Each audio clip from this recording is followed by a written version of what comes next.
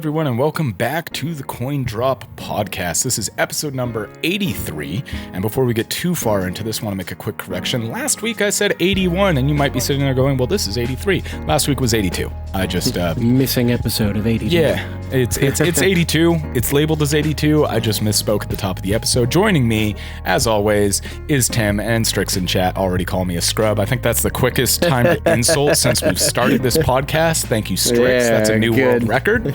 We'll go ahead and put that up on the board. Tim, how's your week been? Oh, it hasn't been a bad week. Basically just been working. I did go back and finish that bench that I showed off last week. I finished it by painting it, I guess. And just like I said last week, where he gave me $800 when I told him $5, he gave me $150 instead of $100, which is what I mentioned. So, yeah, I'm not complaining. Yeah, fair enough. Gonna do some quick housekeeping at the top here. Just touch on some topics that we touched on last episode, some changes coming forward. We are leaving Twitch after our next episode. Our next episode, 84, is going to be the last Twitch streamed episode we ever do. Twitch is just not worth it for us. It's difficult to make happen. So we're moving to Facebook. We'll be streaming one episode a month from now on, starting February 1st. February 1st will be a first ever Facebook streamed episode. We're only doing one a month of those. In addition to that, we will be doing a community interaction stream that will be the same day and time as our normal stream. So that would be Saturdays, 8 p.m. Pacific Standard Time. We're going to be doing one of those in addition to the one streamed episode a month. Reasons for that include it's just a lot easier to schedule around life events, things of that nature. I like to camp when summers happen. I do a lot of outdoor stuff. Tim does a lot of side gigs and a lot of work in general. It's just hard to continue to maintain when it doesn't seem like we're seeing any growth. So that's what we're planning on doing. If you have any questions, head over to our Discord. Our Discord is in all of our links. You can go to linktree.com/CoinDropVets and find all of our links there, link to the Discord included. All of these announcements are made over there. We will also let you know when that community interaction stream is going to happen for the month ahead of time, both in the episode for that month as well as on the Discord. So with that said, Tim, let's talk about some games, because we got some games to talk about. We got some good stuff. First of all, a very interesting game from studio veterans from GSC Game World. If you're not familiar with them, they're the company that makes Stalker and Stalker 2 and, well, all the other Stalker games. A bunch of them have left and started their own studio called VG Entertainment. Gotta be honest, you guys should workshop that name a little bit more. It's about as creative as GSC Gameworks, so I guess I can. It's generic, yep. It's a little generic. But that's okay, because the game does not look very generic. It looks very interesting. It's an interesting take. Go ahead. As I said, it's very unique. Oh, yeah. It's an interesting take on FPSs and post-apocalyptic scenario. I've actually dubbed this one myself when I was working through some notes and doing some research.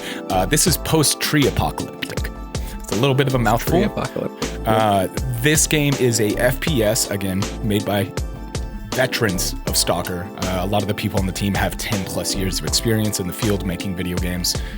Again, at GSC Game World, making Stalker, things of that nature. So it's going to play probably similar to that. From what we've seen in the gameplay, the trailer on screen now, for those of you listening, shows a lot of elements we'd expect to see from Stalker devs.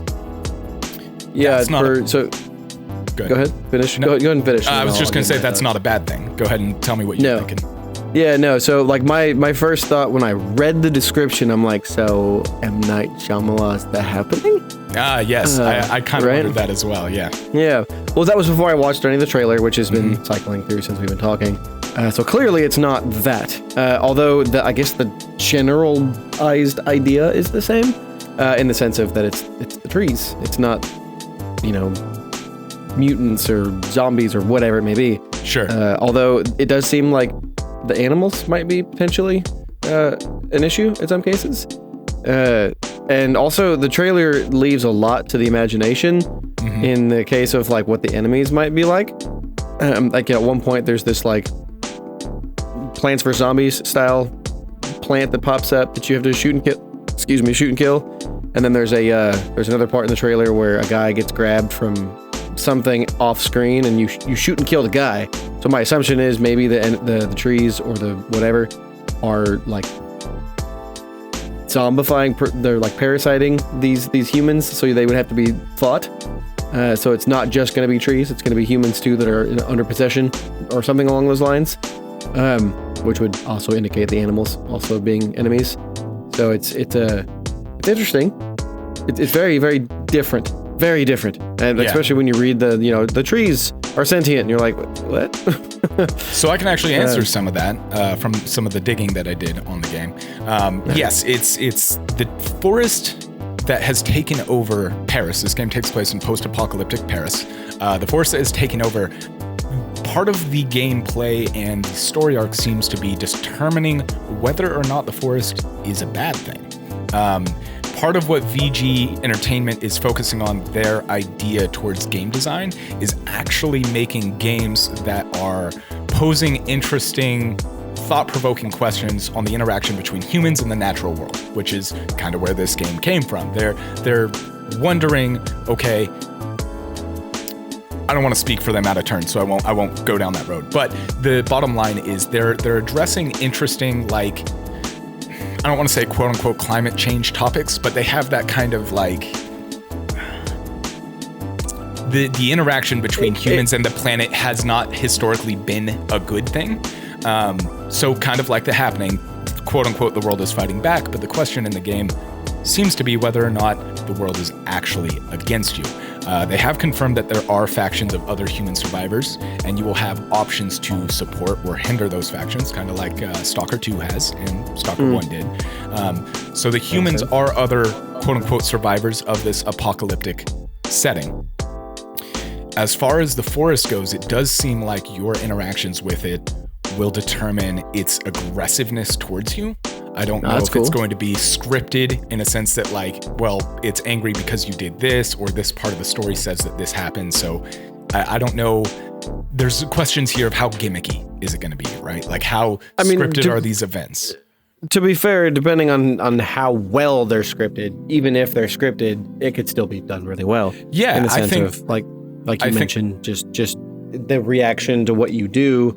I mean, it could be as simple as Fable, the OG Fable, where you choose good or bad, and you've got effectively a meter. But like, again, it can be done really well, even if it's super scripted. So it just depends on. Even if it is gimmicky, it looks fun, right? Like I like this idea. Like there was the one scene right before the guy gets grabbed by the vines, where you throw. It looks like a spike ball, almost like a bolt of some sort, and it hits the guy and just blows him apart. But it's like not graphically gory. It like disintegrates him almost. It's really interesting. He disintegrates into a ball of green. Like he himself is a tree. So like that's kind of what I was mentioning earlier about the possession. Maybe they.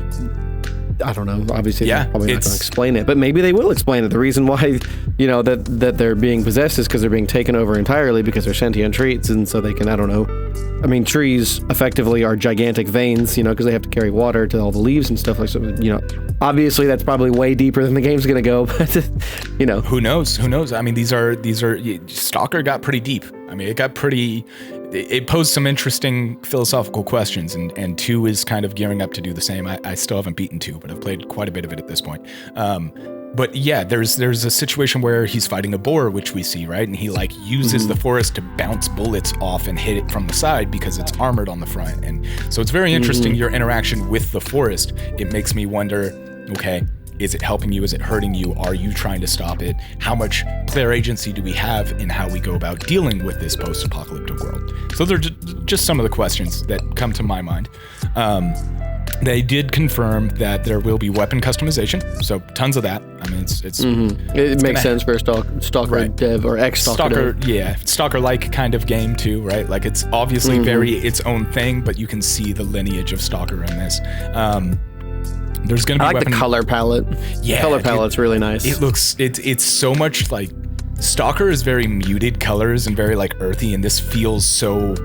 It's earthy too, right? Because it's forest, but it feels so like green and lush and lifelike that it's very cool. It's the art design is point in my opinion. It looks great. Color palette reminds me of Far Cry 5, the DLC. I can't remember what it's called, but the one where it's the post-nuclear bomb.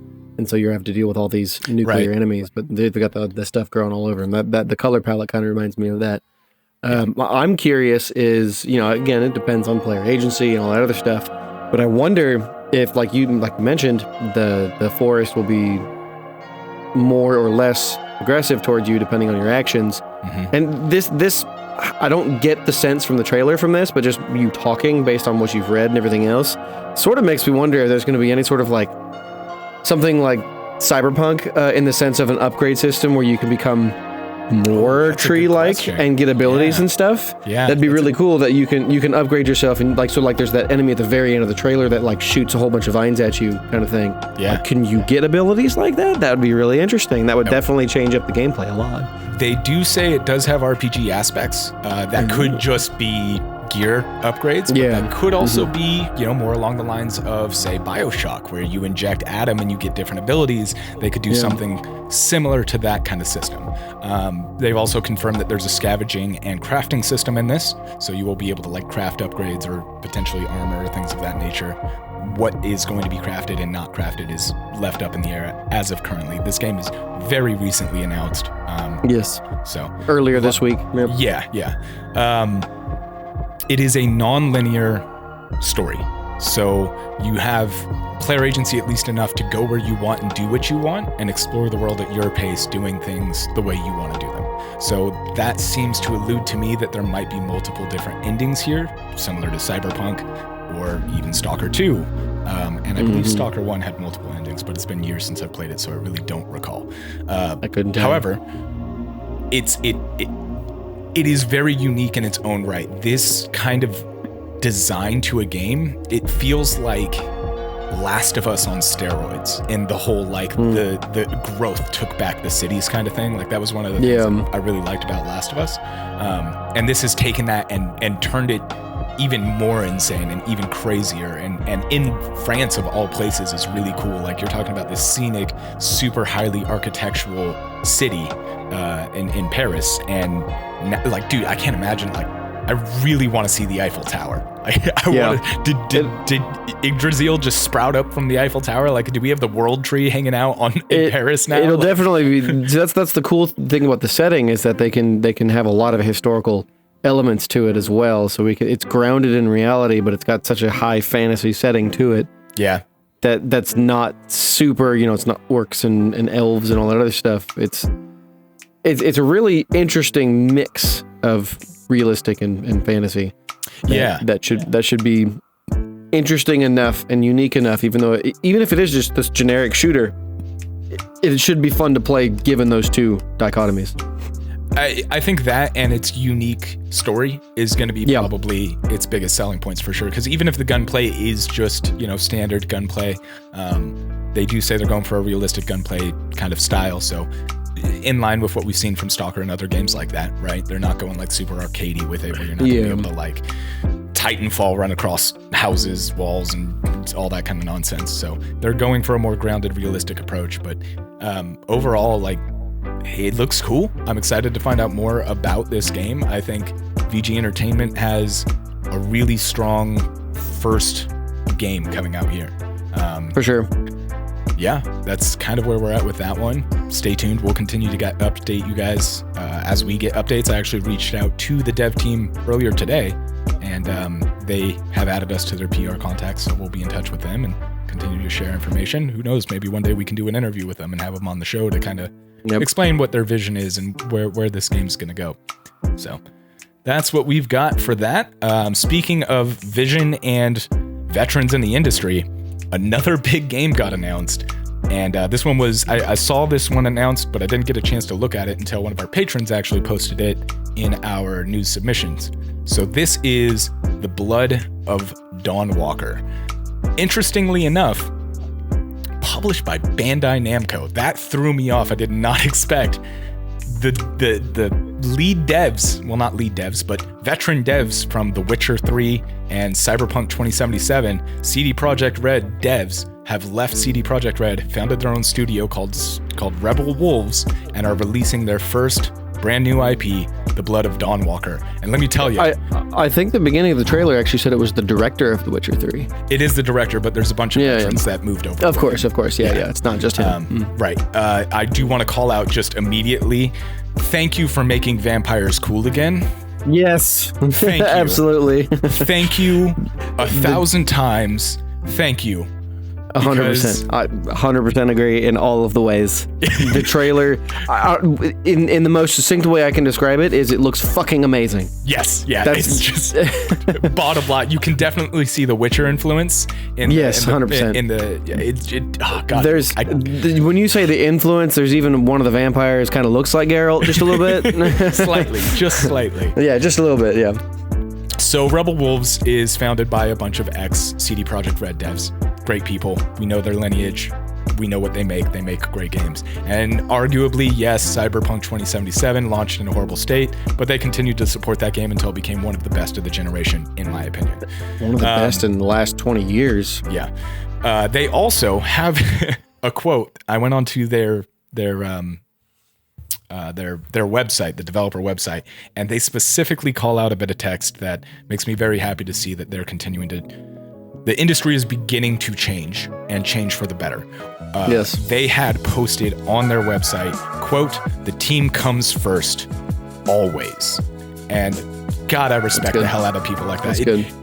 People are paying more and more attention, and I'm sure they did this before Sven came out at the Game Awards last year. I'm sure these small studios that are founded by these veterans have been doing this. It just feels really good to see Sven come out and say, "Hey, look, you want to get on this stage next year? This is the formula." And seeing these small devs like, VG Entertainment, like Rebel Wolves, getting together and being passionate gamers wanting to make great games that they want to play. So the Dawnwalker looks exactly like that. For those of you who have not seen this trailer, look it up. I'll have it linked in the description. Absolutely looks amazing. If you liked The Witcher, if you like open world RPGs, if you like dark fantasy with vampires that are like badass vampires, this is going to be the shit. I almost guarantee.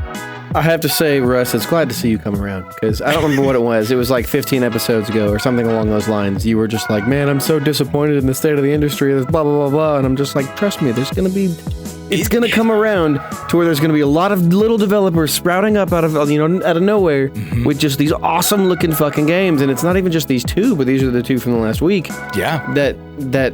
I mean, this year alone is stacked for games. Fuck, February is stacked for games, and your wallet's going to be crying. Yes. But, I mean, this game, like, you can see all of the dark fantasy and, like, just the armor sets and everything about the game just screams The Witcher, in the sense of, like, it's not even necessarily the art direction, but you can see the influence and the fact that that's where they came from, right? But like, it's even darker than that. It feels like we're in, I don't know, the 90s for vampires again, which is when they were the best. I mean, just look at Blade and all those other awesome vampire movies, and they're not holding back the gore or the mature ratings and all that stuff. They're just going for, you know what? People fear this shit, and I mean, hell, it's even part of their marketing is that the world needs what the world fears, or what it fears, and like. The only thing that I'm ever so slightly potentially worried about is when that mutated zombie thingamajig, which happened on the trailer a few seconds ago, pops down and he blocks it. Really hoping it's not a Souls-like. Really hoping it's not. I don't expect it. I don't expect it to be, but just that falling down and the look of the monster kind of beckons to Dark Souls. Yeah. You know what I mean? Or a Souls-like game. So.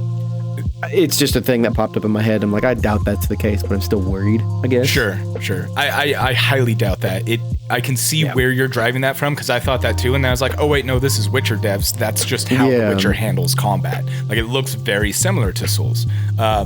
But speaking about this game, man, this is just another great story-driven RPG. The lead character's name is Cohen. You play as him. It is in the 14th century during the emergence of the Black Plague. This is during the Black Death. So it's set in a grounded, quote-unquote realistic world. Obviously, vampires aren't real in our world. But they are coming back. They have been apparently... It seems to be on the website. They seem to hint that the vampires have been in hiding, waiting for their opportunity to take over, and that's seemingly what this is going to be. What happens? The vampires in this trailer, are coming out of the shadows, and it's their time to take over the world. And in doing so, they're saving people, but kind of saving people the way Cain from Soul Reaver did by converting everyone alive into a vampire. That's the vibe I get. So, like the trailer, it doesn't actually show the main character's conversion. It shows his sister's conversion, but then at the very end, it shows a little bit of what looks like gameplay, and he's pretty clearly a vampire. Yes. But also, they save his sister, so of course he's going to go ahead and go along with what they want. And then the main vampire says he says, "I'm life and I am death and I am everything in between," or something like that. Mm-hmm. And it honestly makes me wonder: are they going to go for somewhat of a similar trope that so many vampire storylines go with, in the sense of that if you kill him, then all the rest die or become non-vampires too? But also, you're a vampire, so are you a bad guy? Like, it looks like the king gets killed in this trailer. At least that's the assumption, anyways. It doesn't state as much, but he makes a comment, something along the lines of like, "Did my edict or whatever say that children are exempt?" Because they're trying to kill the daughter or the sister, because the sister's clearly hit the plague. But anyways, like it makes you wonder where you're gonna fit into the storyline, especially when typically you're not a bad guy, but maybe you might be in this one. I don't know. So it should be interesting. Yeah, so I can actually speak to that a little bit. Again, research. So basically, the vibe that I got from the reading and research that I did is, I can't confirm this. I have no inside knowledge whatsoever, but I want to say this is where it made my brain go. I think this game might have a morality system similar to what we saw in Infamous. A lot of the writing on their website seems to suggest that you are going to have to balance or not balance between your humanity, being a human, and gripping and leaning into your vampiric powers. So it doesn't specifically say you're going to be able to be like good or bad, but it sounds like, and they specifically say, I think it's a direct quote, I might have a few words off here, it's how you have to make the decision on whether or not the people you love are worth your humanity, roughly is what they say. So it's this idea of like, do you stay human? Do you try and lean into being a Dawnwalker, or do you lean into that dark power and go after them? It doesn't seem to me like you're gonna be a villain in this. It seems more like an anti-hero, right? Like, it feels very much that vibe from what I got. So while you were talking, I was thinking about this portion of the trailer that's playing right now, and you think about it, and most vampire movies from the past, they basically just bit anyone and that person became a vampire, mm-hmm. And they suddenly their mind was changed and they're vampires, and obviously they had to eat humans or drink blood to live, but either way they were generally part of the vampire crowd and they agreed with all of it. This one, he effectively converts him. He saves the sister. Yeah. And then, tells him who he is and all this other stuff. And then clearly, obviously, he joins their side. But, like, it almost makes me wonder if there's going to be some sort of, like you mentioned, morality system, but also a loyalty system, or at the very least, the vampire is converting people he believes that will be loyal to him, and therefore he's helping people or not. So, like, he could have easily just turned the vast majority of those soldiers into vampires rather than eating them and destroying them, because he's pretty brutal to most of them. But like that might mean maybe perhaps he's made some bad decisions in the past, and so there's going to be some like rival vampires that you'll have to fight because they don't agree with him being the leader or whatever it is, which would be really cool to gameplay, because then you have to balance what's going on, like you mentioned, with not just your humanity and your vampirism, but also how you fit in with the sect of whoever that guy is, the leader. So it adds a layer of complexity that you don't typically see in games. It's really cool. I'm definitely really interested in this game. I just watched the trailer. I remember there was multiple times I was like, yeah, just watching it, and it looks great. It does. They have said that it is a narrative sandbox, so it's another big open world game, much like Witcher. Yeah. So we can expect. They make that pretty clear in the trailer. Yeah. They also they don't say this, but it gives me like good Assassin's Creed climbing vibes. Like when he's hanging off the freaking church at the top there and just overlooking the stage, like slides down, massive old school Assassin's Creed vibes that I'm all about. And then the slide down the wall was very like, was it 2012 Prince of Persia, which was the one where it was like it was cell shaded. He had the claw hand thing. 2012. Yeah, that was such a good Prince of Persia. It really there's some really good traversal vibes here that I'm very excited to see how those pay off and play. And just their PR team, their marketing team, my hat's off to you guys. This could not have been timed better with the release of Castlevania Nocturne Season 2 that just came out earlier this month. Yeah. Like 3 days ago. Perfect timing for a vampire game and just flawless execution. So good on you guys for that one. And all I'm going to say is, Tim, you mentioned it earlier, vampires being back feels very 90s. Can we get the ninjas? Give me back Tenchu. Give me back Tenchu. So like you mentioned it, so before I continue here, the wind is picking up outside. My window's fully open. You might have seen it a couple seconds ago. The thing holding my camera shifted forward and almost knocked over. Let me lower my window just real quick. Yeah. So Dawnwalker, I'm very excited for this game. I'm stoked to learn more about it. I have zero doubt this game will be amazing thanks to its lineage of devs and new people that hopefully they will bring in to work on this project. They don't currently have a Steam store, but they did announce that it is coming to consoles and PC. No date. They not just consoles, they specifically said PlayStation 5, Series X, and S, of course. Modern generation. PC. There's no date, obviously, yet. They don't have a Steam page, but hopefully we see something more soon. I'd love to hear more about it. It makes me wonder if it's coming to Switch as well, but they can't say it yet because not a single person or dev has announced if their game is coming to Switch too, even though they announced that earlier this week. Well, that is the perfect segue into our last topic and big topic for tonight, Tim. Thank you very much. Switch 2, ladies and gentlemen, finally officially announced. And we're gonna have a good conversation. I'm gonna start this with Russ is retarded, but I'm gonna let him say his piece first. I was gonna start this with Tim is retarded. All right, so Switch 2 got announced, and Tim and I have very vastly different views on this release video. And I know why. Reveal video. I do know exactly why. You're upset because it didn't tell you any tech specs, right? You need to talk first, and I'm not gonna tell you. I love this video. I love this console release. It's peak Nintendo in just Reveal. It's like whatever. Reveal. It's peak Nintendo in its just like joy, playful style. The animation is incredibly satisfying watching them take the old Switch and maneuver it, change enhance it, adapt it. It also, the reason this is the best console reveal I have seen in three generations.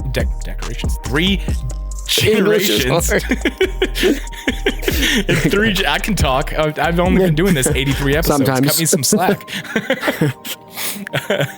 Best console reveal I've seen in 3 generations is because it shows you exactly what's changed, and in a handheld, the exact not exact, right? Like it doesn't give you the measurements, but you can physically see, hey, this is the old Switch controller, and now this is the new one. You have a physical visual comparison to the previous generation and the new generation, and ending it with the actual in-hand display of this is what a Switch looked like in someone's hands and this is what a Switch 2 looks like in someone's hands is exactly what a handheld release needs for a reveal, because that image right there tells you everything you need to know about how much bigger it is, how much more comfortable it is. You can estimate how much more it weighs or how much less. You can assume. It is hands down, in my opinion, the simplest, most satisfying and best release video or announcement video I've seen in 3 generations. Thanks for coming to my TED Talk. So tell me why you hated it, Tim. I don't. Everything you said isn't inaccurate, right? I don't disagree with it, I guess is the best way. This is the best way what I mean. Right, so obviously they do show you that's pretty much the only thing the trailer shows you is a comparison compared to Switch 1 to the Switch 2, right? Yep. And they show you, it has USB-C, it's got your power, it's got a kickstand, headphone connection, it's got the kickstand, it's got a bigger screen, and the kickstand has the kickstand on the first Switch sucked ass. So thankfully they've got all the way across the system on this one. They show you that it's a magnetic. Well, we can assume it's magnetic. They haven't confirmed that, but it very much looks like it's magnetic. For some reason, I thought they had confirmed that. Just the very fact that there's a plug-in in the center. Yeah, it makes that, it there's seem no like way that's going to be the only one. So my assumption it's going to be a mixture of magnetic and like sort of clicking into place. There's going to be like these sections of it that I don't know if they're going to be like spring-loaded or whatever. But when you push it into place, it's going to hold itself as well as the magnets. That way, there's a little extra protection. I do personally believe that like what they're showing right now for me, anyways, in the trailer, the connection points, like effectively USB-C. I don't know what that is that's connecting them, but I feel like that's going to be the major failure point of the console. Although there's been people that have speculated on this on both directions. We'll see. I hope that's not the case.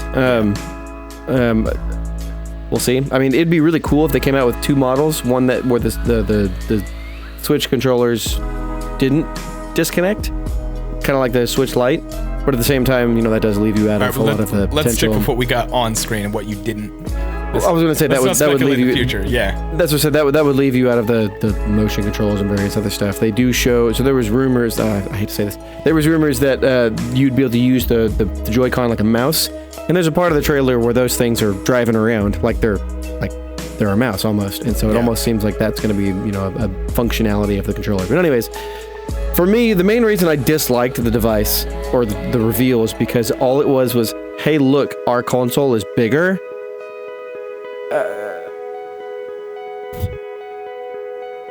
Okay. Yep. Yeah. Basically. Well, it wasn't that. Basically, for me, it was. I don't actually honestly don't care about the specs. The reveal confirmed every leak that came out before it happened. Honestly, I think that is the only reason that it was shown, is because so much had been leaking, and they were just like, "Fuck it, just show the damn thing." And instead of giving us more information, they just showed us what it looked like. They probably had this trailer put together for the last year and a half, would be my guess, given the fact that there's been plenty of information about NVIDIA not being super happy with them. AMD. But no, it's NVIDIA. It is NVIDIA that's making their graphics card. Okay. For some reason, I thought it was AMD. No, and NVIDIA actually made the regular Switch's graphics card. Yeah, so I thought this was the first one using NVIDIA graphics card, and I looked that up. But anyways. Gotcha. Yeah, so anyways, it's just the fact that there's a lack of information here. Like, we have an idea of what it looks like, or not an idea, we know what it looks like. It gives us a little bit of speculation when it comes to, like I mentioned, the whole mouse functionality, because that's been a rumors. They didn't tell us what the C button was, although that has been confirmed, that there is a C button on it. We don't know what the fuck it is, but it's there. And really, they showed off what's more than likely the next Mario Kart. More than likely. I mean, especially because I've seen comparisons of Mario Kart 8's Donkey Kong and the trailer's Donkey Kong. It's not the best of comparisons because you don't really get a good view of Donkey Kong. That's definitely Mario Party 9. Like that's. But yeah, you can. Excuse me. Yeah. But you can see Donkey Kong's, like, the way his eyes are designed are just slightly different. But, like, again, they didn't confirm it. Like, at the very least, they could have said, hey, look, Mario Kart 9, but they didn't. I do think that they made a smart decision calling this the Switch 2, in the sense of they have a history of having a direct sequel console with a really shitty name. They were like, is it a sequel system? Is it a upgraded system? What is this? Like, 2DS or regular DS to 3DS, and then Wii to Wii U and whatnot, and that's confused the shit out of people. And this one, in this case, this is the Switch 2. This is what we had before, and this is now the better version of it. So at the very least, they're going to get rid of any potential confusion, right? And so at least there's that. Although I agree with you, I do think that there's a missed opportunity in calling it a what would we call Game Boy? The Game Boy Advance, the Game Boy, Nintendo Game Boy. Yeah. So I guess it's really just the lack of announcements with it that really upset me, because literally the only thing that we saw is that it's got ports and it's a bigger system and Mario Kart. I mean, it was just it was an underwhelming announcement. They could have shown more games. They could have. My guess based on this reveal, which was done on Thursday morning, like super early Thursday, was since they didn't show anything other than Mario Kart, they're not allowing anyone to announce what's coming to this system yet, because nobody, like actually multiple developers have actually been like, hey, look, they announced a Switch 2. Do you think my game should come to it? Like lots of developers have been doing that. The No Rest for the Wicked guys, the Hypercharge, which is the Army Men style, you play, it's like an action figure type game for a third-person shooter, and multiple other developers have been like, hey, look, the Switch 2 is announced. Do you think my game should come? And that's obviously their way of announcing it without announcing it, right? But nobody's confirmed their game is coming to this thing, and so clearly, at least in my mind, they're not allowed to yet. Nintendo won't let them say their game is coming to the Switch 2, and therefore we're still sitting here like, well, I'll stick my thumb up my ass and wait until fucking April because we don't know shit yet. Although there will be hands-on events from, I think it's February, or no, I'm sorry.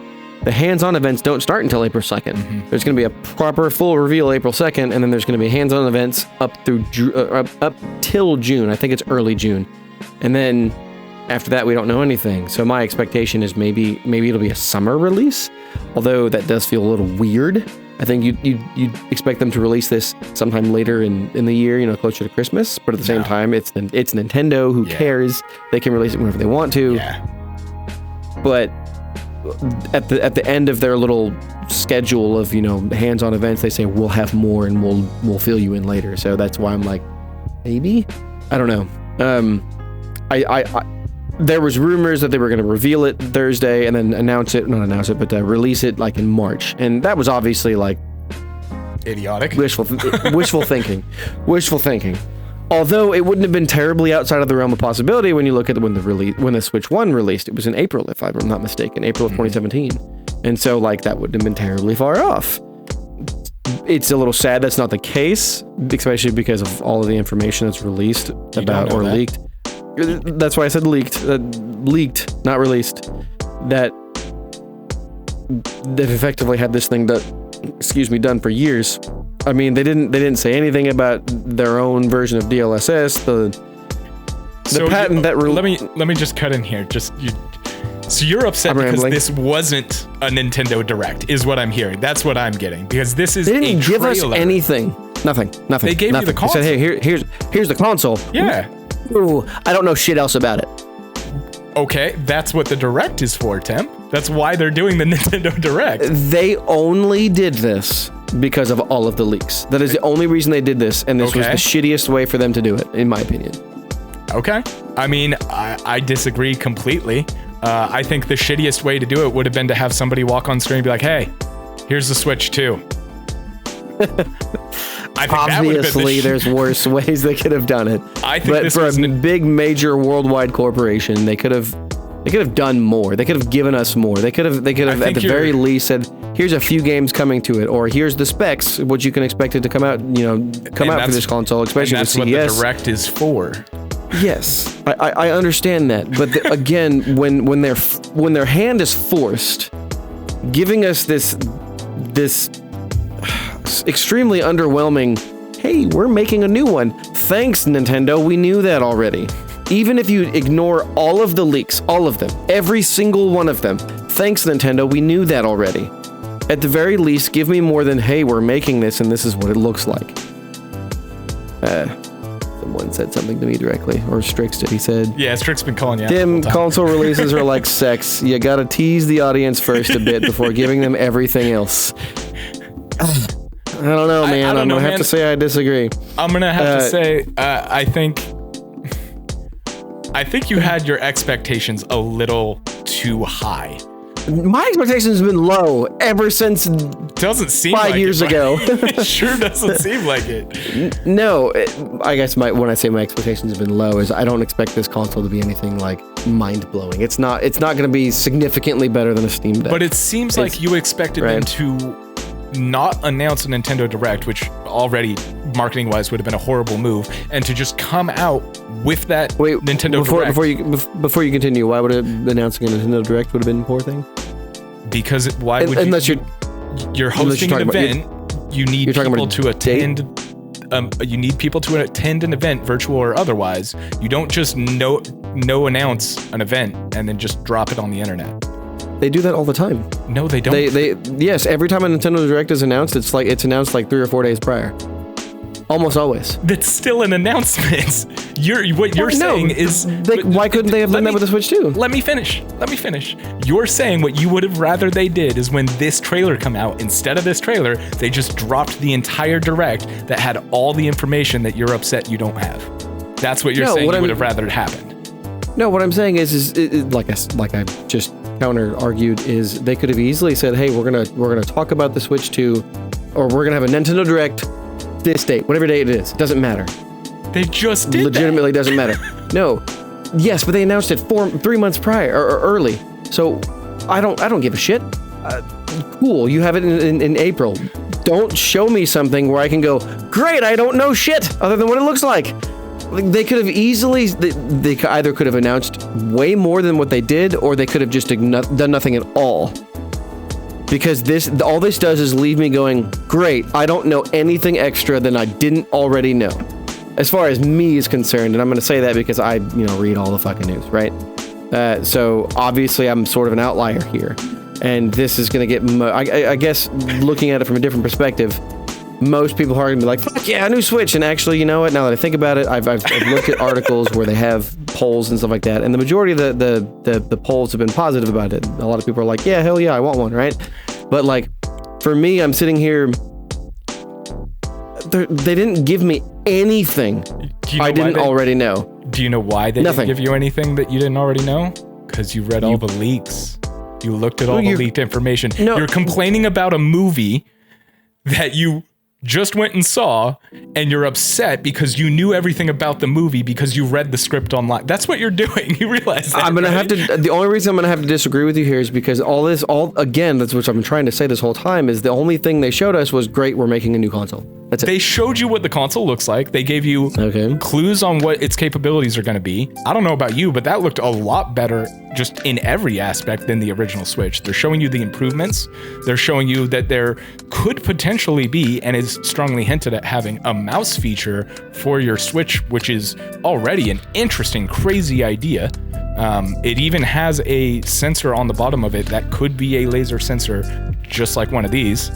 So they're showing you a lot. We have a new button under the home button. We have no idea what that does. That's interesting. What's that for? Like, they're showing you a lot in this trailer. You're just upset because you've already seen all of that because of the leaks. You need to remember the general audience didn't do that. Most people who saw this reveal were very excited because it's like, oh man, this thing looks great. It's bigger. It's gonna play better. The deck, the Switch deck looks better. Like, you're viewing it from somebody who is very in touch with the industry, and that's fair because you are. You read all that stuff. But no, I did try to separate that. The reason why I'm upset is because it didn't give us anything other than the console itself. That's all they were ever going to give us. Nope, hold on. That's not true. I literally just looked this up while you were talking because you made a point, and I was like, I wonder if he's accurate.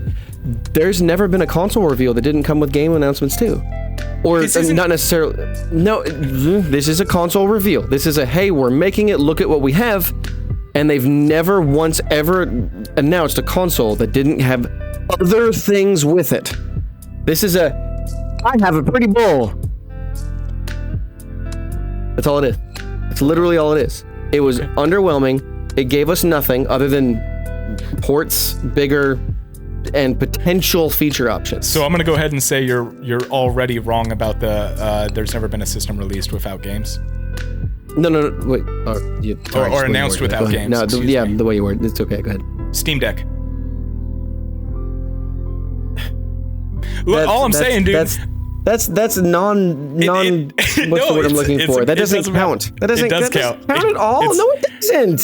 That's a fucking mobile PC that's connecting to a fucking platform that already has bajillions of fucking games.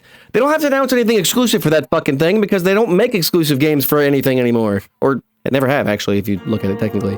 Nintendo makes games exclusive to their platforms, and they're one of the few that do. I don't understand what he's saying. Xbox? It does count. Tim, look, whatever. Bottom line is this is a reveal trailer, not an announcement trailer. A reveal trailer that they were forced to do that they could have done significantly better. Anything. You think anybody has any power over Nintendo ever? Dude, they released digital video games of remakes of beloved games for a limited time. for the fuck of it.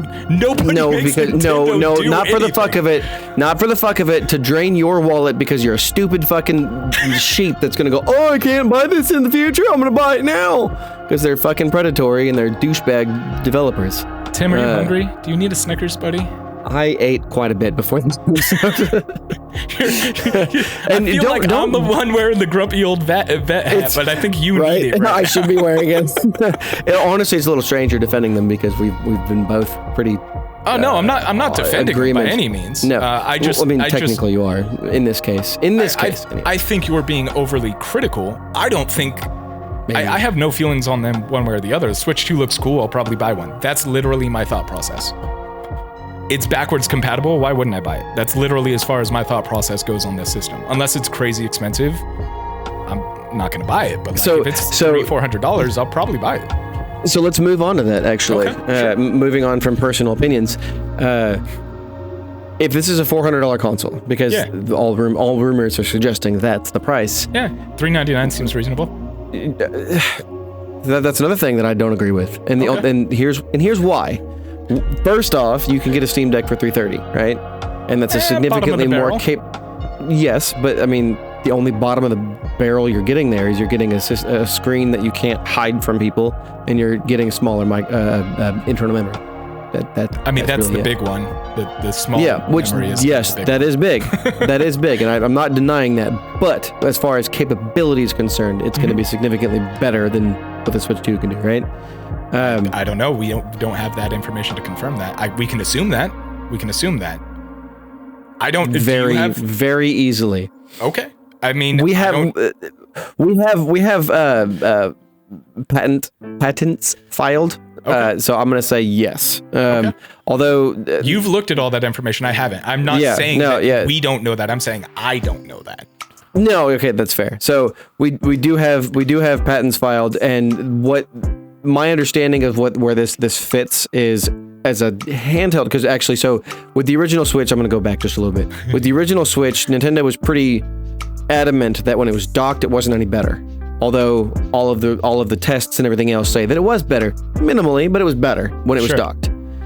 This time around, all of the patents and leaked information, everything else actually says it's significantly better docked. It's almost twice as good when it's docked, which is awesome. That gives you a reason to dock it, which, the previous Switch, I didn't dock it pretty much ever. That's funny. That's the only way I play mine. Yeah, I expected that to be the case for me. I expected to never remove it from its dock, but I almost never docked it. But anyways, supposedly, according to these leaks and patents and stuff like that, this is supposed to be a significantly better device. It's also supposed to have effectively DLSS.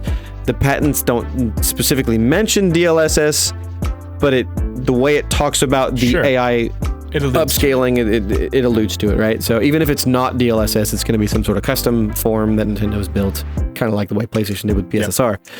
Yep. So my understanding of where it fits is in the handheld mode. So I'm going back there.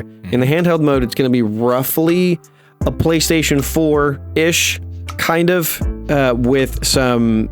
I believe the graphics card is supposed to be effectively a 20 series card. However, it's got some 30 series features. So it's gonna be kind of a PlayStation, kind of a Series S, but when it's docked, it's gonna be a PlayStation 4 Pro. Which there's absolutely nothing to scoff at there. Just look at Red Dead Redemption 2. That thing was amazing, even on a base PlayStation 4, right? So it's gonna be based on everything that we've seen and leaked and everything else. That does sound like it's gonna be a really capable platform. But again, compared to say the Steam Deck. Until I see that. Sorry, I was reading Strix's he comment. just said until I see tech specs, I believe nothing, and I'm with him. Yeah, and that is fair. But like the whole point is how can they be a significant enhancement above something like a Steam Deck and have a battery life that doesn't die instantaneously, right? And so I'm expecting it to be better than a Steam Deck, but not by much. I honestly expect it to probably be a little bit less than a Steam Deck, in my opinion. And the reason for that is Nintendo. See, it's weird, right? Nintendo has competition in a realm that they started because they took too long coming back to it. So it's a weird situation for them. They never have they've always tried to go their own way, and in doing that, they created their competition. So they've always been kind of the budget gaming console, right? Like they've all the Switch, the Wii U, the Wii, everything was always cheaper than its competitors, and they had their niche. Now they're in a handheld market that has exploded. Lenovo's in it. Yeah, Asus absolutely. is in it. There's so many that it's crowded. So now they have to decide, okay, well, where are we competing? Where do we fit in this market? But they're not just a handheld. But neither is that. It's such a strange, convoluted mess that they found themselves in. Which is, I think that's the reason why they haven't released this console yet. Yeah. Is because of that. They don't know where it because of fits. And I think, honestly, much like most hardware, they're probably going to take a loss for a while, but it is Nintendo, and that brand carries weight, carries a lot of weight. It carries so much weight, they could release this thing 3 days after the Nintendo Direct, and it will sell just as well as if they wait until Christmas. I'm sure of that. Like, it will still sell through the fucking roof. So consider the fact, not the fact, let me phrase that. Consider the possibility. I didn't mean to say fact. Yeah, I got you. It's a difficult term, right? So consider the possibility of the fact that this thing is sold. This is a fact that the original Switch is sold. I think it's somewhere like 140, 150 million units at this point. Yeah. It's amazing. That's the second best selling console ever, right? Mm-hmm. And so there's almost no way, especially considering the fact that the Switch 2 is backwards compatible. There's almost no way that the exclusives for the console, meaning made by Nintendo, will be exclusive to the Switch 2. There's almost no way of that. I honestly don't expect. So like, just look at it as an example of, say, Zelda Twilight Princess.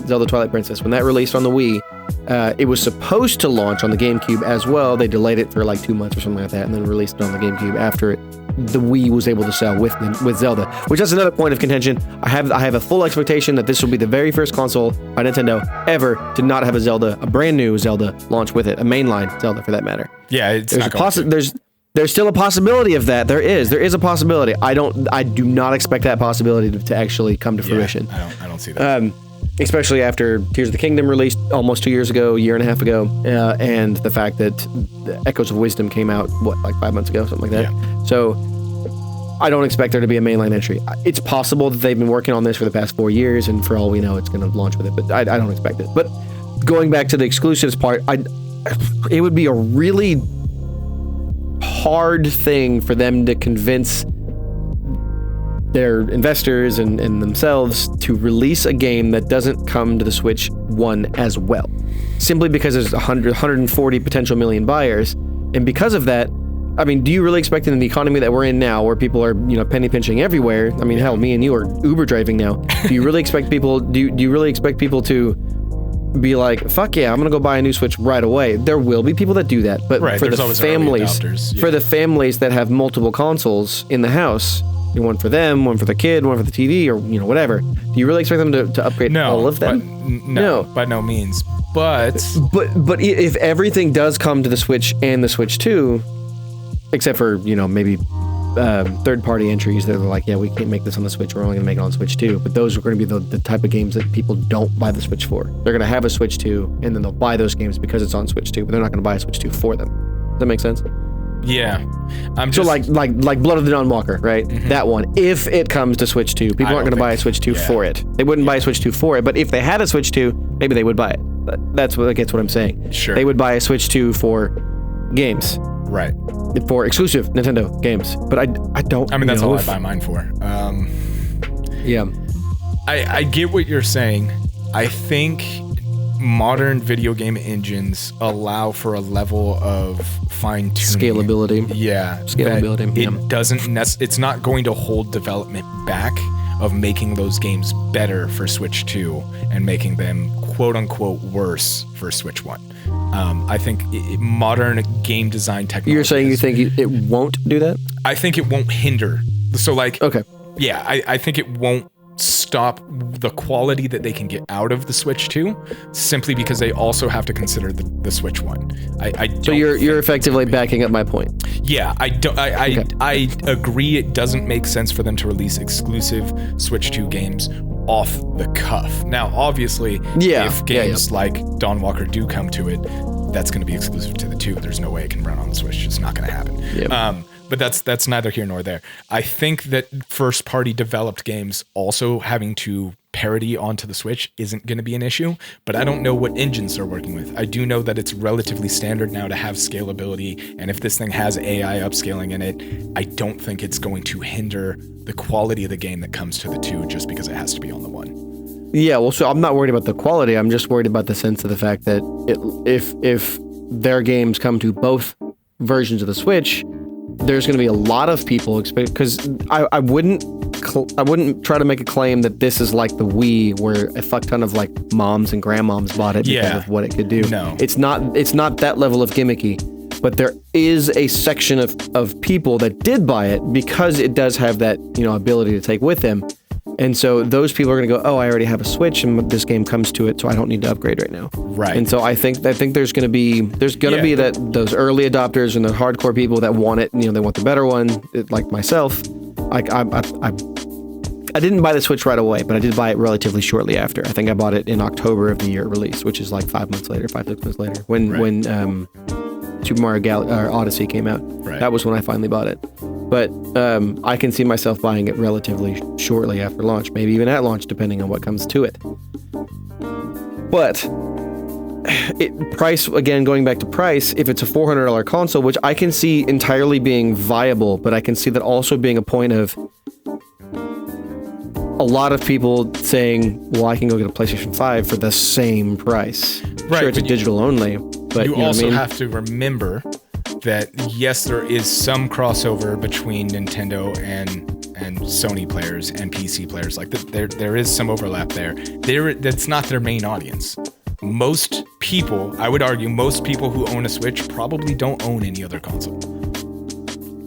I don't think I would agree with that necessarily, but I do know what you're saying. Right. Like I don't have the numbers to say that for sure, but I would argue that maybe not most, but a good chunk of people who own the Switch don't own other consoles. That would be my guess, because these are family systems. They're made for families. People buy them for their kids. Yeah, but you also got to understand, and I know you do understand this, that Nintendo lives off nostalgia. It does, so they're going to be selling to people like you and I. Right. But as well. We're buying it for us, and then we're going like, yeah, sure, I don't care. Here, play Zelda on this, kid. I'm gonna play on my computer, right? Like it's one of those things where like we're buying it for us, but really it's just another device to have to play those exclusives that we care about. And honestly, like the only reason I'm considering buying the Switch 2 is the backwards compatibility. I don't like any of the Zeldas that's come out. I've never been big on Mario. I like Mario Party, and I like a couple of their other games. I buy it mostly because I bought mine because I wanted to like Zelda, and Breath of the Wild was garbage, so that was disappointing. But I like Smash Bros. I like Mario Party. Like those are my jams. So for me, $400 off the cuff for this one, it makes sense to me only because it has that backwards compatibility. I'm not ditching my library to start over. If this wasn't backwards compatible, I wouldn't even waste my time with it. It just wouldn't be on my mind. I agree 100%. If it didn't have backwards compatibility, that would have been one of the dumbest things they possibly could have done. Yeah. But we know that's not a problem. I just think the fact that we don't know what the price is going to be, but here is a fact. The Switch has never seen a price drop, not once. Yep. And it was 2017, right? So we're talking almost 7 years? Yeah. 7 years at this point. It hasn't seen a single price drop, which is insane to me. I mean, we can also look at the PlayStation 4 and the Series X. They also haven't seen price drops, but those are only 4 years at this point. The PS4 saw a price drop when the PS4 Pro came out, didn't it? No, PlayStation. If I said PS4, I meant PS5. You didn't. Okay, gotcha. I meant PS5. PS5 and Series X. Gotcha. But you are correct. That is what happened with the PS4. But like, if they were smart, they would drop the price of the regular Switch and the Switch OLED to say $199 and $250 because the current OLED is $350. Drop them each $100, and then release the Switch 2 at $350, which is the current OLED price. So that's $50 more than what the Switch launched at, because that was $300. $50 more, but it's also the current price of what everyone already expects. So it's $50 cheaper than $400. So it's instantly more palatable because it doesn't pass that $400 threshold. Yeah. And it's fitting a price. So like if someone was thinking about an OLED, But now that the Switch 2 is announced and it's going to be $350, that'd be like, So that's to Strix, to answer your question. Yet. Yeah. We don't know yet. I want to say some of the leaked information says that it is an LCD screen, a 1080p LCD screen. It would not surprise me that the first generation launches with an LCD and they do a refresh with an OLED later on. I don't know, man. It's a weird thing because it's not just price point now. It's also tariffs, right? So like that's the big thing that a lot of countries are facing now too, is tariffs, is import taxes and all this extra bullshit that we have to contend with. And I don't know. I don't know where the Switch is going to go. I don't know what they're going to do. I am excited personally to see what they announce. I can tell you that if they do announce a Zelda game, I swear to God, it better be Twilight Princess HD Remake. Like, give me Twilight Princess Remake, and I will buy this day one, straight up. Strix, what I'm saying is what I think would be the best choice for them. What I would prefer would be a $300 price point on the Switch 2, because that's the price of the original Switch. But in today's world, I don't expect it. It's just it's very unlikely, unless this potential AI upscaler saved them a shit ton of money, because we know that AI upscalers work best if the resolution is lower than if it's higher. If it's sub 1080p, it actually works better, oddly enough. So maybe that allowed them to save money on putting raw power in there, because this AI upscaler is, making, 900p up to 4K. I don't know. Yeah. We'll find out more in April. And until then, all we can do is speculate. I'm personally interested. I'm sorry you thought the reveal was complete hot garbage. I don't think the system. I don't think the system is hot garbage. Right, garbage. The reveal was awful. Yeah. If you ask me. I gotcha. But we got to move on to our quickfire news and get over to our Patreon side, because we have spent a ton of time on this. So we did. Yeah, let's talk quickfire. What do you got for us tonight, Tim? All right, so the first bit of news is the Dragon Age Veilguard game director Corianne Bush, or however you say her last name, Bush, whatever. She, I'm gonna say quote unquote, leaves the studio, because I have a high expectation that she didn't just leave. I believe she was forced out. She'd worked there for over 18 years as directors of various other things, although she was the director for Veilguard since 2022. She specifically states that it had nothing to do with anything with Dragon Age Veilguard. She says that she got an unmissable opportunity and therefore she's going elsewhere. I think that's horseshit. I think if you're going to be at a company for 18 years, you're not just suddenly up and leave when you've been with them for so long and, relationships are great. Rumors suggest that it hasn't even surpassed 1.5 million copies yet, which is 85% less than expectations. Which means they were expecting 10 plus million. I don't think it looks good for them. We don't know if the studio is being shut down. There's been rumors on both ways. I've heard that it is being shut down. I've read from various different websites stating that they reached out and they said that they didn't say no, but they said that they said it in such a way where you're like, I wonder, you know what I mean? Like they didn't say no, we're not being shut down. No, she didn't leave because she was fired. They didn't very clearly address the claims. They were vague in their responses, and so we'll see what happens. The development team was supposed to have moved on to Mass Effect. The fact that they instantaneously dropped Veilguard in favor of Mass Effect obviously shows you that it clearly wasn't doing as well as they expected it to. So too many pivots. Too many pivots. Yep.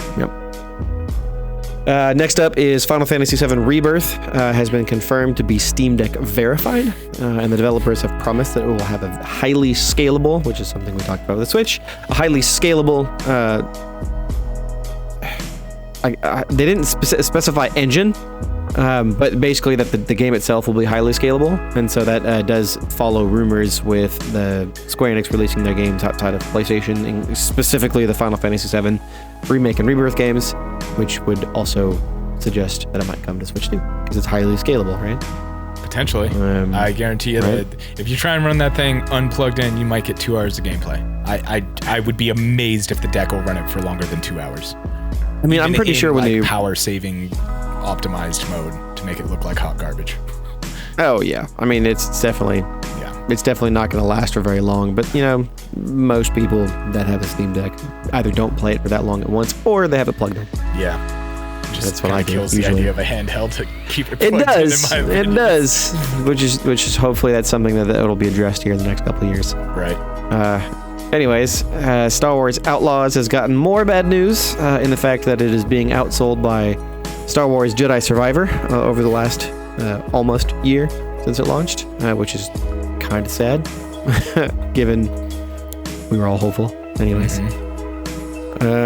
The next bit of news is contested information, because a big report came out that Microsoft's gaming business is doing absolutely awful in pretty much all of the ways. It's missing all of its metrics, and they're not, gaining in Game Pass subscribers, and that they're just doing bad in the long run. One bit of information that is 100% confirmed is that Microsoft is laying off more staff from their gaming division. We don't know how many. They haven't said specifically yet. So we don't know how big this level of redundancies is. But that does sort of confirm the first part of this news, because the second part of this news is Microsoft said, no, that's bullshit. Although they didn't give us enough information, if you ask me. They basically were like, we have over 500 million active users. And I was like, 500 million? Are you serious? Like, you're obviously including every cell phone that has Minecraft, every PlayStation, every Switch, every PC. You're obviously inflating your numbers to make it look like you're amazing, because the Steam platform, you said last week, has what, 221 million users now? Something like that? Oh no, you said Fortnite. I'm sorry. Yeah, Fortnite. Let me check. Fortnite. But even still, 500 million players, like, that's not subscribers to Game Pass or people that have bought an Xbox. You know what I mean? Like, they're skewing it to make it look like they're doing amazing. All-time peak was 14.3 million on Fortnite. Yeah, Fortnite. What about Steam? Like Steam users? Yeah, Steam users. Because that's a free platform, right? So that's the reason why I want to know this number. As of January 25, Steam has 132 million monthly active users. Yeah, 130 million active users. Yep. 132 million, and Microsoft is saying they have over 500 million active users. Yeah, obviously that's not Xbox exclusive. That's with every device that exists. Like they just announced that they're partnering with LG for TVs and so on and so forth. So it's obviously not super direct. They're trying to make it look, like they're doing better than they are. Yeah. The report that released says that they're falling short despite Activision. And there's a whole bunch of quotes here. I guess I should probably move on because it's supposed to be quickfire. We can talk more about it over on Patreon. Yeah, I was just going to say that it's contested information because a lot of it doesn't look good at all, and Microsoft is trying to say no. Yeah, more or less. I guess that's probably where I should leave it. We'll talk more about that over on Patreon. Yeah. Okay. So the next bit of information is Suicide Squad decided to let out a weak fart for their season finale or story finale. Yeah, game finale, like their final. Yeah. The game and story finale. They decided to. You're probably not going to play it anyway, so I'm going to go ahead and ruin this for you. Not just you, but anyone else listening. The story finale is. Can I do it? I really want to do this one. I really want to ruin it for everyone. Go ahead. So you know that trope in movies where it turns out it was all a dream? This is almost as bad as that. They were all clones. Yeah, Brainiac cloned the entire Justice League. They didn't kill any of them. They killed clones. Nope. So Kevin Conroy's Batman is still alive. The Arkhamverse still exists. None of these superheroes actually died. They did a massive clone cop-out. I swear to God. Yeah. Yeah. So, like, my first reaction is, so the whole game was fucking pointless? Yes. And then I thought about it a little bit, and it wasn't entirely pointless because these clones are obviously bad and they're killing people, so you did have to stop them. But it also feels like a massive cop-out regardless. Yeah. You know what I mean? Like, it's real bad. It does feel like everything I just did was pointless, even though it technically was. It technically wasn't. But it does make the game it could easily become non-canon, or it can be, oh, that happened, but everything's good. It's right up there with It Was All a Dream for me, dude. It's right up there with It Was All a Dream, and the real treasure was the friends we made along the way, and all of those stupid tropes, dude. It's so right up there with those. Like, it's Ben Reilly and Peter Parker debating on which one's the real Spider-Man in the 90s again. Like, it's the stupid crap trope, and I just need to move on. I'm glad that game is dead and buried, and let's forget about it alongside E.T. E.T.'s a classic, man. But anyways, moving on. This one is going to have to be where you give me some information. Oh, okay. Pantheon revealed the Druid class. You got me here. I don't know anything about it. I haven't watched the video. Fuck me. We need Strix on the show. Chris shared that with us. He did say it looks really cool. I don't know much about the Druid class yet. I can tell you it's not in the game yet. I don't know when that's being added. I know a Bard is also supposedly coming to Pantheon at some point, which is cool. It's great to see this game. Guys, this game has been out for like a little over a month now, I think. I think it came out on the 10th of December, and they've already gone through 3 fairly sizable patches. Strix says, yeah, put me in, coach. They've gone through 3 fairly sizable patches and are constantly updating this game and making it better. Seriously, if you want an old school MMO vibe, if you want that pick up and just go out and grind and kill stuff and have fun, just classic style MMO gameplay, do not skip Pantheon. Don't let the graphics be what keep you away from this game. It feels like a true successor to EverQuest in all of the best possible ways. I cannot promote this game enough. It is fantastic. Is the game on Steam? It is. Is it Steam Deck verified? Not currently. They are. Yeah. It might play on the deck. They do have Linux support, but you wouldn't be able to play it with deck controls. You'd have to have mouse and keyboard. Okay. Well, perhaps we'll have more information on that next week. I guess I have my homework now. Yeah, I intentionally left that, didn't look into it because I just assumed that you knew, but that's okay. That's right. All right, so I got 2 more, and we'll save the rest for the Patreon side. Yep. But supposedly, let me start over. Sony released a new SDK for PSSR, meaning an update for PSSR. And the reason I said supposedly was that there's been several games.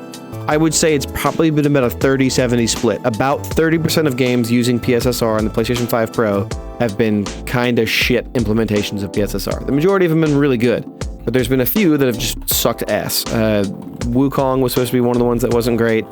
Star Wars Jedi Survivor wasn't supposed to be great, and there was a couple others. But supposedly this new SDK it basically fixes all of the problems, because Star Wars Jedi Survivor got that update and they fixed it. And so I'm assuming here, because I couldn't find this anywhere that's specified, but I'm assuming that the games that don't do well with PSSR, they didn't have the latest version of it. That's the only thing I can think of. Because several games got an update with this new SDK, and suddenly they run a lot better. That's the only thing I can think of. But the good thing about this is that clearly Sony is constantly working with PSSR to improve it, and by PlayStation 6 launch date, this should be probably easily the best console AI option that exists. If Microsoft is working on one, it's highly unlikely that they're going to have one that's as good as this, because they haven't had it in use by a whole bunch of developers for as long. That's the only thing I can think of. Yeah. Time matters. Yes, and in other people's hands matters. Yep. They can play with it and break it and all that other fun stuff. So actually, the next 2 are PlayStation directed as well. There's a possibility a leak. One more, and then we were saving the rest. I did, but these 2 are real short. All right. There's a possibility of the PlayStation State of Play in February. Hopefully, this will be, they'll show us more, because we only know about 4 or 5 games they're working on at the moment. We'll see. They tend to announce them the week they happen, so we got a few weeks to wait. And then lastly, the PlayStation studio behind Godfall, which was a launch title for PlayStation 5, which I actually quite enjoyed. I thought it was a decent title. But apparently they have shut down, which is sad, because I enjoyed that game. But yep, another studio shuttered in today's. Well, we know what that means, though, market. right? You know, there's the old saying, when the door closes, a window opens. If it wasn't for those studios shutting down and the repeal of things like the Non-Compete Act, we wouldn't have studios like Rebel Wolves and VG Entertainment. It's true. So, though this sounds like bad news, as so many other shutdowns have, it could be ultimately a good thing. It could allow these developers to get together and make a studio making games that they're passionate about, separate from the bloat of the industry. But with that, we are going to wrap up tonight's free episode and head over to Patreon, where we're going to be talking a little bit more about some quickfire news exclusive over there, as well as, weird to say this, and this is kind of a little bit of a clickbait title, but I like it anyways because it fits really well with what we're going to be discussing, how Sony has fumbled this generation. And again, I know that sounds weird, but come on over and find out why we're saying you're going to that. have to come over and find out why. In addition to that, we'll be talking about the upcoming games for the week. So we also give our patrons exclusive, curated, you sound weird. I do sound weird. Thanks, Strix. We give our patrons a curated list of games that are coming up for the next week, as well as they get that content a day early. So make sure you check us out on Patreon. If you're not a patron over there already, you can find all those links everywhere. Linktree.com/CoinDrop. That's all of our links. We also have merch over there if you want a shirt. I'll try and make some other stuff at some point. But if you want to go straight to our Patreon, it's patreon.com/CoinDropPod. So thank you all for joining us. And Tim, take us out, buddy. Yeah, tell your mom I said hello. Have a great night.